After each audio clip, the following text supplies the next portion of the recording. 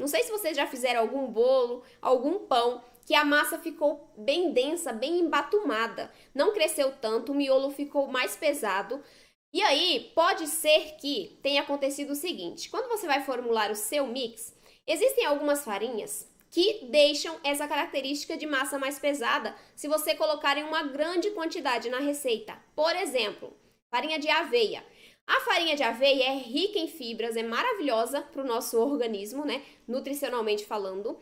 Ela é ótima para dar maciez, umidade, dar estrutura, mas ela precisa estar em uma quantidade menor do que as demais farinhas de estrutura, por exemplo, porque senão ela vai pesar a sua massa demais, porque ela é rica em fibras e rica em amido. Então, se eu tenho muita água, porque a fibra absorveu, com o excesso de amido que eu tenho nessa farinha, eu tenho uma gelatinização da massa maior. Eu peso essa massa por conta dessas características de muita fibra e muito amido junto, tá? Então, cuidado com a farinha de aveia. É importante usar? Com certeza, ela é maravilhosa, rica em fibras, rica em proteínas, né?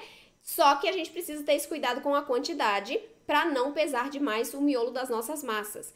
Outras farinhas que também podem trazer essa característica, se o seu mix não estiver muito bem equilibrado, são as farinhas ricas em fibras, tá? As farinhas ricas em fibras, elas têm essa capacidade de puxar mais a água, né? De reter mais a umidade, porque ela tem mais fibra. A fibra absorve a água mais do que o amido, por exemplo.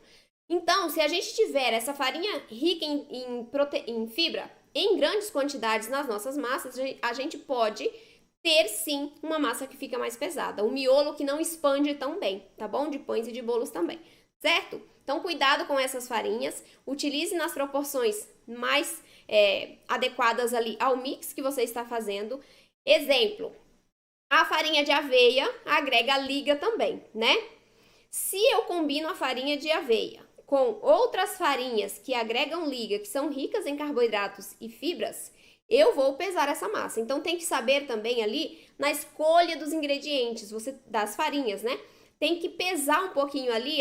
Se eu tô colocando uma farinha que é rica em fibras e deixa a minha massa mais seca, eu tenho que equilibrar essa farinha com outra farinha que agregue gordura e proteína, por exemplo, para trazer maciez e umidade, né? Então, a gente precisa equilíbrio não só nas quantidades de farinhas, nas proporções, como nos tipos, né? A gente precisa de escolher corretamente as farinhas que nós vamos colocar no nosso mix. Eu não posso colocar farinhas que deixam muito sabor residual, combinar todas essas farinhas que deixam sabor residual em excesso, porque senão eu vou ter sabor residual no meu resultado final, tá? E muita gente não gosta, então cuidado com isso. Você precisa conhecer as farinhas para saber identificar, a farinha de quinoa deixa um sabor amargo se eu colocar em grande proporção. A farinha de trigo sarraceno tem um sabor mais terroso, né? Perdão. Então, a depender da quantidade que você coloque, você vai ter esse sabor no seu resultado final. Então, conheça os ingredientes, conheça as farinhas para você trabalhar equilibradamente com os tipos e as quantidades corretas.